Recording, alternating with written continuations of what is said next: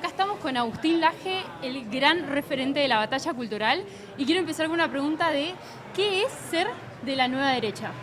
Bueno, la nueva derecha es una expresión propia del siglo XXI que hace converger a al menos tres posiciones de lo que podemos llamar la gran familia de las derechas. Esas tres posiciones son los libertarios, los conservadores y los patriotas. Podemos definir sucintamente estas tres posiciones de acuerdo a sus demandas fundamentales.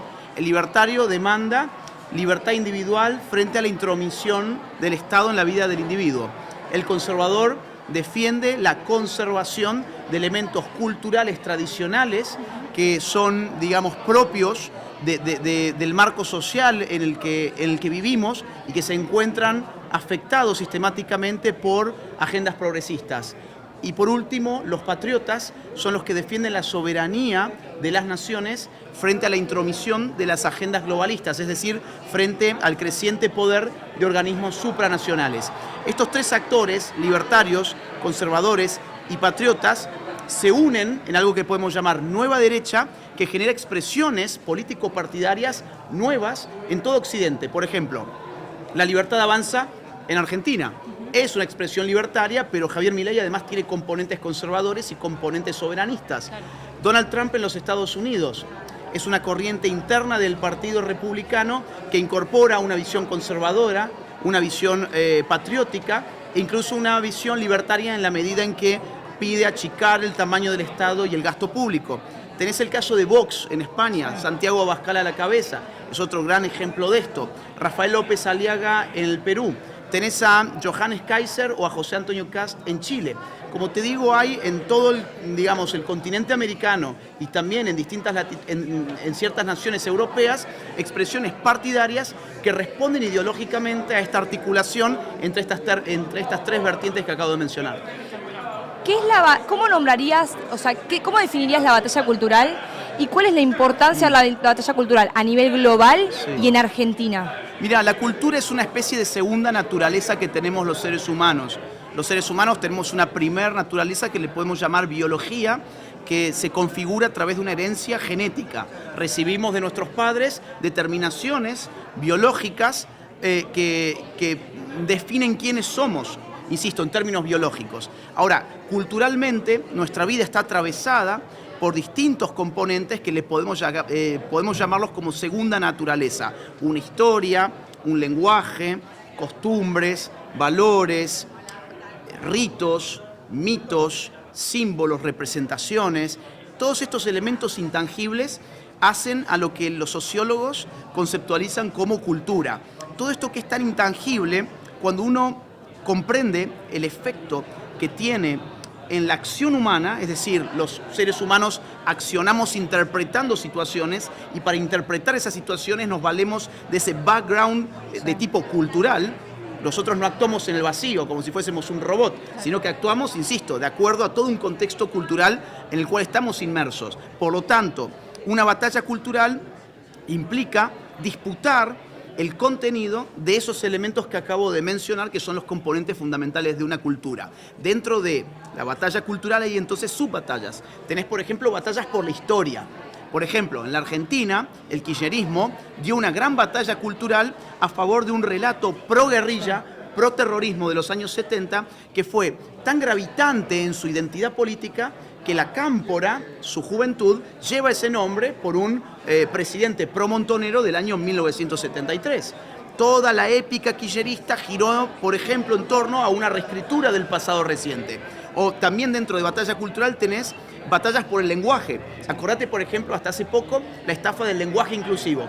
¿Qué se pretendía con el lenguaje inclusivo? De construir las categorías género, digamos, inscritas en el lenguaje que apuntaba hacia el género de las personas. Bueno, había que aborto, anular el género. El tema del interrupción aborto. en vez de terminación. Exactamente, o por ejemplo, en el caso del aborto, cambiar la palabra asesinato de un ser humano en gestación por la palabra interrupción del embarazo. Todo eso hace a una batalla cultural por el lenguaje. O por ejemplo, hay batalla moral. De hecho, yo hoy voy a hablar en mi conferencia sobre el registro moral de la batalla cultural, donde nos tenemos que preguntar cuáles son los valores que predominan en una sociedad. El valor de la libertad, el valor de la responsabilidad, el valor de la familia. ¿Cuáles son los valores que, valga la redundancia, valoran los individuos predominantemente en una sociedad? Bueno, durante el kirchnerismo, ¿qué se valoraba? Se valoraba la pereza, el cortoplacismo, la falta de planificación, la falta de esfuerzo, la dádiva, el subsidio. Todo eso configuraban los disvalores políticos predominantes. ¿Por qué es tan importante entonces la familia en lo que es la batalla cultural? Porque la familia es el principal agente de socialización, es el primer agente de socialización. La socialización es el proceso de enseñarle al individuo a vivir en sociedad. O sea, para que el individuo pueda insertarse en la sociedad, tiene que aprender de su cultura. ¿Qué significa aprender de su cultura? Adquirir un lenguaje, adquirir una concepción básica de las normas sociales, aprender, por ejemplo, que en toda sociedad hay jerarquías, que dentro de la familia hay jerarquías, que en la escuela hay jerarquías, que allí afuera y en el futuro trabajo de este individuo va a haber jerarquías, aprender, digamos, cosas básicas para el buen funcionamiento social. ¿Eso dónde se aprende en primer lugar? ¿En la escuela? No. ¿En la televisión? No. ¿En las redes sociales? No. ¿En el arte? No. En la familia. La familia equipa al individuo para salir a insertarse a la gran sociedad. Por eso es que cuando uno corrompe a la familia, o más aún destruye a la familia, genera individuos disfuncionales para la sociedad. Y empodera al Estado. Empodera al Estado porque el Estado reclama ser el primer agente de socialización allí donde en realidad siempre lo fue la familia. Déjame que te dé un ejemplo muy interesante. Los sociólogos saben, de acuerdo a estudios empíricos que se han repetido en muchos contextos y en muchos tiempos distintos, que la familia funcional, la familia que funciona, compuesta por mamá, papá e hijos, tiene muchas menos probabilidades de generar individuos disfuncionales para la sociedad. En términos sociológicos, individuos que caigan en desvío social. El desvío social es, por ejemplo, fracaso escolar, drogadicción, alcoholismo infantil, embarazos adolescentes, delincuencia juvenil. Todos estos tipos de desvío social se disminuyen probabilísticamente de forma significativa cuando en el entorno familiar hay una mamá, hay un papá que se quieren, que se aman y que funcionan en equipo. Cuando vos quitás a una de estas figuras o cuando introducís, digamos así, violencia, por ejemplo, dentro de la familia, lo que tenés es niños y adolescentes que tienen muchas más probabilidades de caer en desvío social como los que mencionaba recién. Por eso la familia es fundamental para la sociedad, para la salud de la sociedad. Y justamente... ¿la fe puede ser un protector frente al Estado? Por supuesto. A ver, los genocidios más horrorosos del siglo XX, que fueron orquestados por una forma política novedosa que nunca había existido antes, que aparece en el siglo XX como el gran fenómeno politológico de ese siglo, que es el totalitarismo, aparece precisamente adjunto a ideologías que profesaban el ateísmo, el nazismo por un lado y el comunismo por el otro. Se suponía que liberándonos de la religión íbamos a poder tener un mundo más pacífico, un mundo donde las cosas iban a ser más libres, iban a estar más sueltas, por decirlo de alguna forma, y todo lo que se generó en el siglo XX fueron ideologías totalitarias de reemplazo de la vieja religión que se apuntalaron en el Estado como dioses mortales y prometieron bajar el paraíso de la tierra y todo lo que hicieron fue subir el infierno a la tierra. Claro, porque no tienen límites. No tienen ningún tipo de límite, porque la religión lo que te brinda es un contexto moral que puede entrar en contradicción con la ley positiva. Frente a, digamos así, el ocaso de la religión, lo que es la conciencia del hombre de fe se diluye por completo y el hombre de fe queda totalmente entregado a una única norma. Esa única norma es la norma del Estado. Voy a ponerlo de otra forma porque la pregunta es muy buena. Por eso que el Estado los ataca todo el tiempo a la fe. Exactamente, porque lo que está reclamando es ser el único ordenador normativo en la sociedad. Vamos a ponerlo de esta forma. ¿Qué te impide a vos ir y matar a una de las personas que nos está mirando acá para robarle el celular? Como primero los 10 mandamientos. Bueno, a eso voy. En primer lugar, porque vos crees en un Dios que genera un marco normativo de tipo divino en el cual vos crees y que limita en la posibilidad de que vos tomes la decisión de hacerle un daño a otra persona, ¿de acuerdo? Vamos a sacar a Dios de esa ecuación. Vamos a suponer que vos ya no crees en Dios. yo podría decir, bueno, tenés una conciencia moral. No hay Dios, pero hay una conciencia moral y hay una ley moral que dice, por ejemplo, bueno, no le hagas al otro lo que no te gustaría que te hagan, suponte. Bien, que en realidad es una secularización de una norma divina, pero no importa. Vos como conciencia moral todavía sentirías un sufrimiento, tendrías una culpa interna por matar a una persona y eso te limitaría. Ahora yo te digo, te saco la conciencia moral. Hay relativismo moral en tu sociedad. Vos ya no crees ni que haya bien ni que haya mal, sino que todo es relativo y todo depende del punto de vista de la persona que ejecuta la acción. ¿Qué es lo último que te limita de ir a matar a esa persona? Nada. Bueno, el Estado. El Estado. Te vas a terminar preso. Claro. Entonces, ¿cuál ha sido la evolución normativa? Quitaste a Dios, te quedaste solamente con la conciencia moral y tenías Dios, conciencia moral y Estado. Quitaste a Dios, te quedaste con conciencia moral y con Estado. Quitaste la conciencia moral porque lo moral reprime, lo moral es opresivo, hay relativismo moral, que es la filosofía, digamos, implícita de la época. Bueno, y te quedaste solo con el Estado. Claro, el progresismo habla mucho de lo relativo. Nosotros entendemos que hay una verdad y ellos entienden que todo es relativo, que no hay verdad. Entonces me parece que, claro, ahí viene el peligro de la relatividad. Exactamente, porque si no hay verdad, entonces no hay bien y no hay mal. Claro. O sea, hay vos una... ya estás afirmando una verdad. Además, diciendo... exacto, al decir no hay verdad, estás afirmando que es verdad que no hay verdad. Y Le es una verdad totalmente le absoluta. rompiste la cabeza a Fantino con esa frase. Y bueno, es un argumento muy lógico en realidad. Solo que, a ver, es simpático decir no hay verdad, porque en una época de posverdad, la gente busca esa opinión.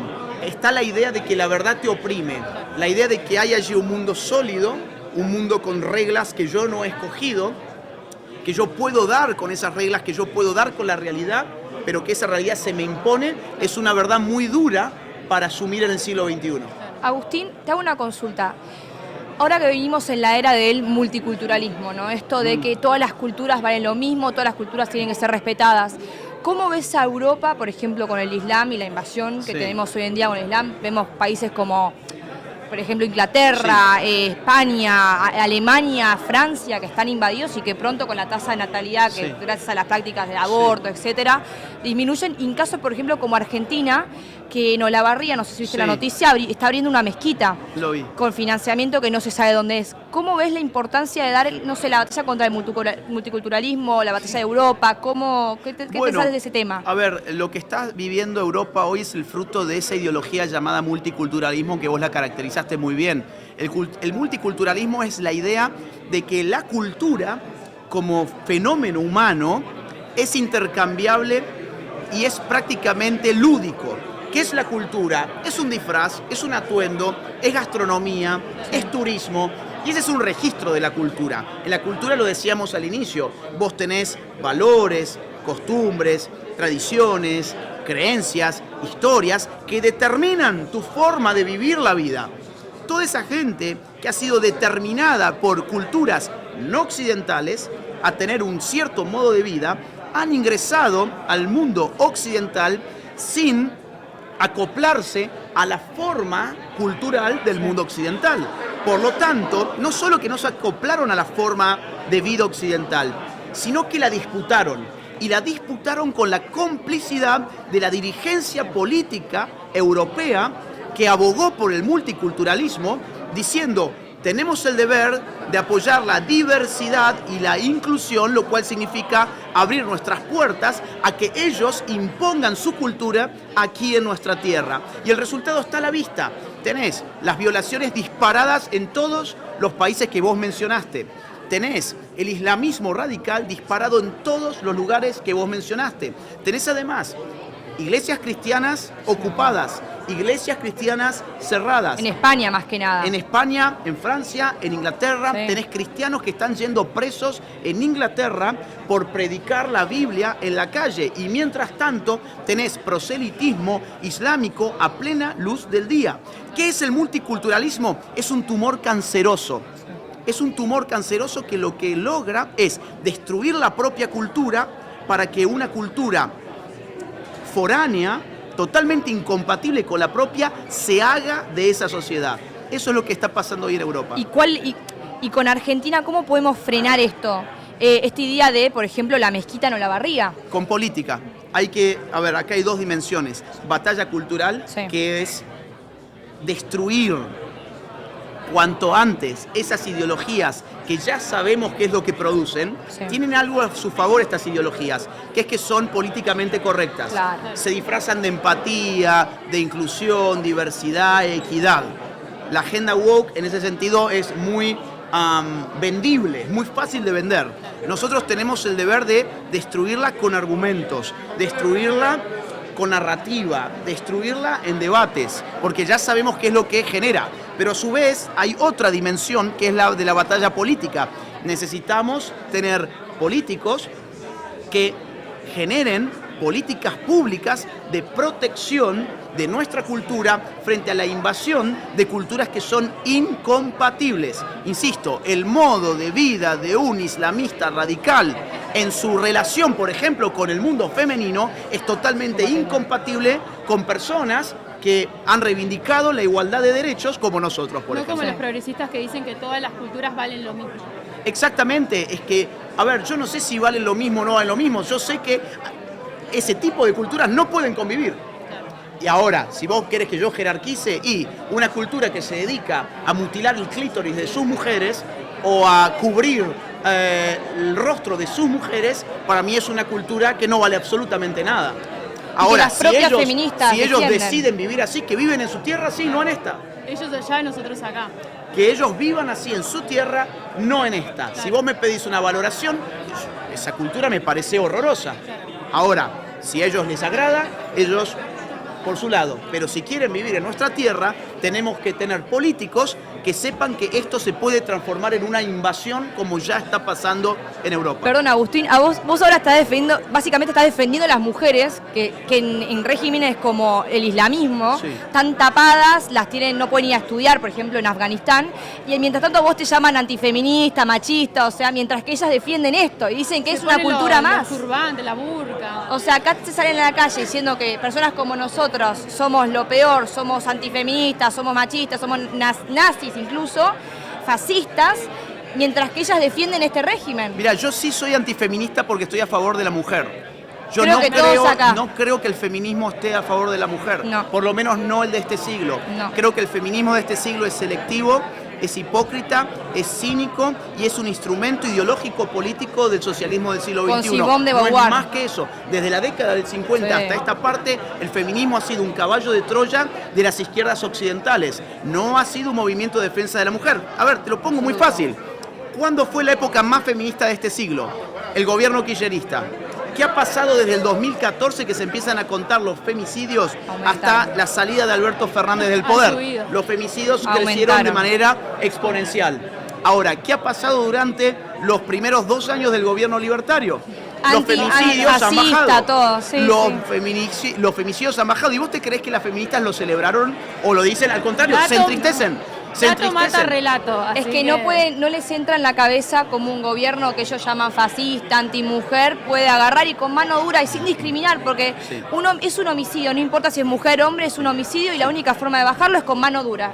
Mira, a ver, otra vez, para todos los que están viendo o van a ver esto, no caigan en la trampa tan burda que les han metido en la cabeza de decir que si no sos feminista, odias a la mujer. Es exactamente al contrario. ¿Querés defender a la mujer? Por favor, rechazá la agenda feminista. Cuando la agenda feminista se impuso, los asesinatos contra mujeres se multiplicaron, la violencia contra mujeres se multiplicó. En Europa se multiplicaron las violaciones y las agresiones sexuales contra mujeres justo en la época más feminista de Europa. ¿Quieren defender a la mujer? Rechacen la agenda feminista. ¿Qué significa hoy en día defender las ideas de la libertad? Significa, en primer lugar, formarse. Tenemos que apostar a nuestra formación para no convertirnos en repetidores de eslogans. Porque si no, bueno, es muy fácil decir, defiendo las ideas de la libertad. ¿Y cuáles son esas ideas? Bueno, las de Milei. Bueno, ¿cuáles son esas ideas? En primer lugar, ¿quieren defender las ideas de la libertad? Apuesten a su formación. Su formación no es simplemente ver un reel en TikTok, no es simplemente ver un reel en Instagram o ver un rato de algún streaming.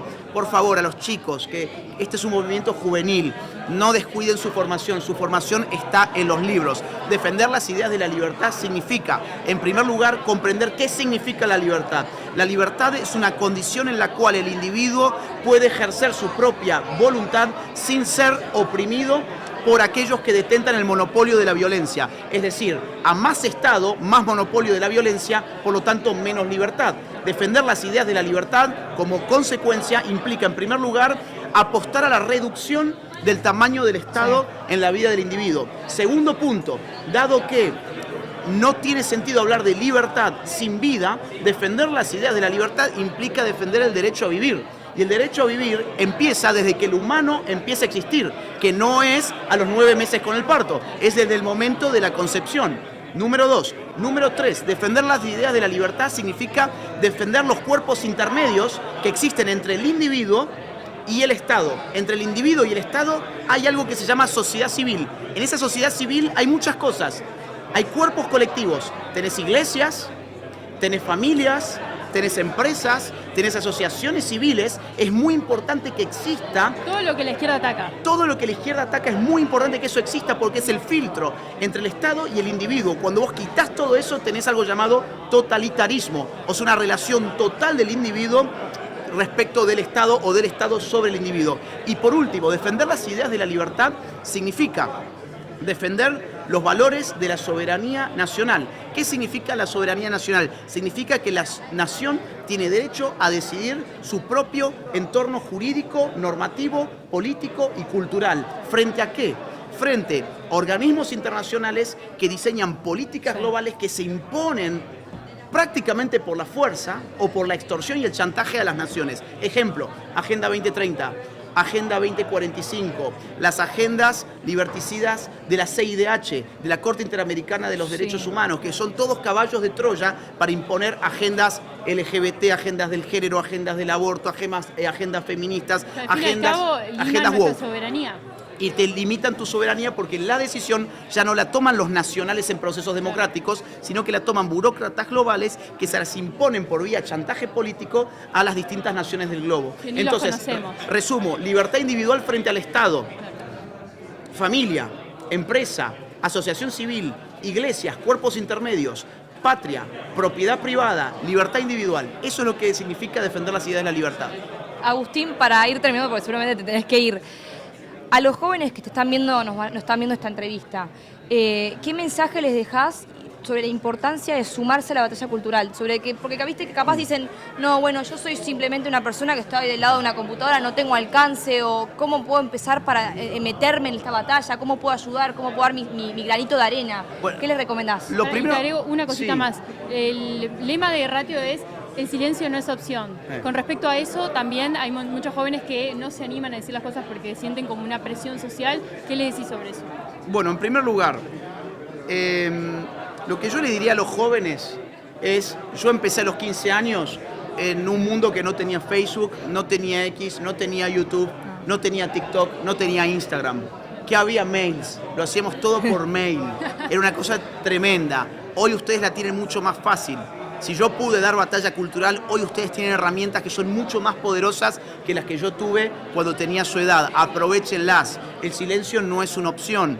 ¿Qué tienen que hacer? Bueno, trabajar su propia voluntad en primer lugar y trabajar el intelecto en segundo lugar. No vale dar una batalla cultural si uno no ejercita el intelecto, porque entonces no va a tener nada importante para decir. Arrójense, anímense. Segundo punto de la pregunta. ¿Qué le digo a aquellos que tienen miedo de hablar? Yo me he dado cuenta con estos años de que aquellos que tienen miedo a hablar en realidad tienen miedo a quedarse sin argumentos. Una persona que confía en sus argumentos, confía en su formación, no tiene miedo a hablar. Al contrario, está esperando constantemente la chance de tener un debate en el colegio, en la universidad, en un asado, con los amigos, con los compañeros, porque quiere poner en práctica lo que conoce. Cuando uno, al contrario, piensa que conoce poco porque no se ha formado, es natural que le agarre miedito de decir, mejor yo en esta me quedo callado porque me van a ridiculizar. Moraleja, ¿cómo evitamos tener miedo a hablar? Trabajando sobre nuestros argumentos. ¿Cómo trabajo sobre mis argumentos? Leyendo, estudiando, pensando, dedicándole tiempo a esto. Por favor, no se crean que esto es algo de la noche para la mañana. Esto requiere mucho esfuerzo, requiere compromiso, pero los necesitamos. Si queremos cambiar la Argentina, necesitamos que los jóvenes se comprometan en batalla cultural, ejercitando su voluntad y ejercitando su intelecto, saliendo a hablar, saliendo a romper la espiral del silencio que los ha limitado durante tantos años. Hablen en el colegio, hablen en la universidad, hablen en la familia, hablen entre amigos, hablen en el trabajo, hablen con los compañeros del club, hablen con los compañeros del fútbol, hablen en todos los entornos donde ustedes puedan difundir las ideas de la libertad, pero para hacerlo las tienen que conocer bien. Un genio, Agustín. Muchas gracias por acercarte al stand y siempre es un placer escucharte.